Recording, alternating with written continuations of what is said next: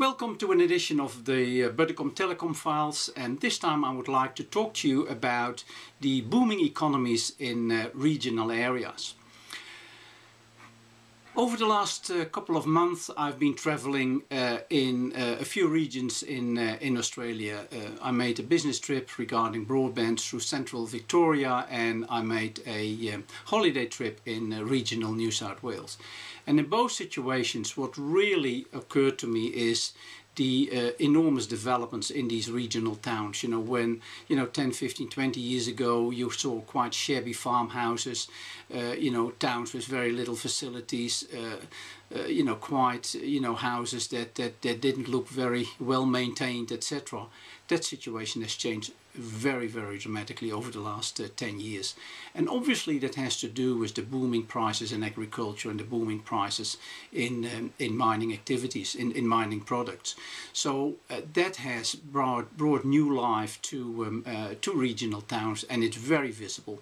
You now see upmarket shops, well maintained, nicely painted. You see facilities like libraries and healthcare centers, internet cafes. Accommodation is well going to 4-star sort of accommodation. You can get good meals and you can have nice atmosphere. It's rather changed, over that last decade and beyond. Now the interesting thing, this is actually a global phenomenon. What I experienced in Australia is also happening, for example, in Ethiopia, where you see enormous activity in agriculture for interesting agriculture products that are produced for the European market.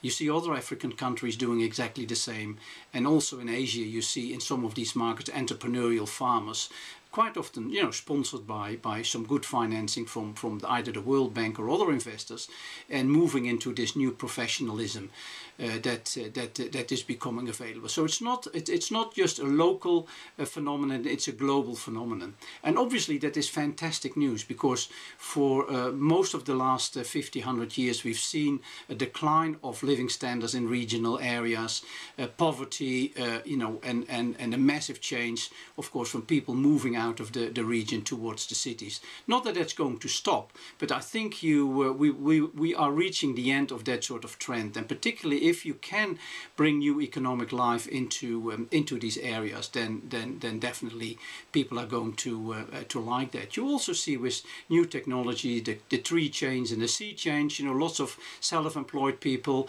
move out of the cities or want to move out of the cities, but obviously that depends totally on good ICT infrastructure, so that they can maintain their level of professionalism in their business while wherever they work.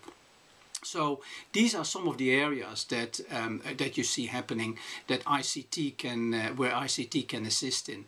When I travelled in central Victoria, I met an almond farmer. I mean, the farm is gigantic, kilometers long, hundreds if not thousands of almond trees. And he basically told me, I want to see, I want to have sensors in every almond tree. I want to have sensors in the soil to see what's happening there. I want to have sensors in the river to see what's happening with my irrigation. And all of that needs to be combined in a data center. And whenever I travel, if I'm in New York, I want to have access to that sort of information.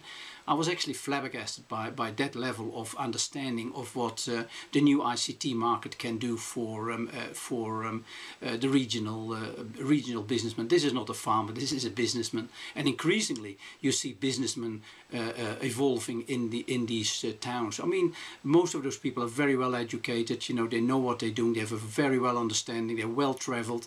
They operate on international markets, and they obviously require exactly the same sort of service that that people can get in cities. I mean, when I was talking to some of these people in central Victoria, they say, listen, I don't mind digging my own trench for the fiber cable, but I don't want wireless connection, I want a fiber connection. This, of course, in the context of the national broadband network that Australia is building at the moment. So you know, I see a golden future for regional communities, for regional areas, and particularly if you can get that level of professionalism. You see that in developing countries, you know, we're exactly the same. You know, it's that level of professionalism that you need to actually utilize the opportunities that regional economies at the moment have on offer.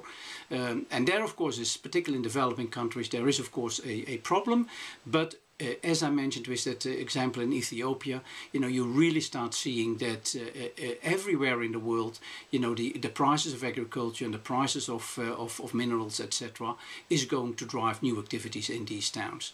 And broadband and other ICT services like the Internet of Things and data centers, analytics, are absolutely critical for these communities.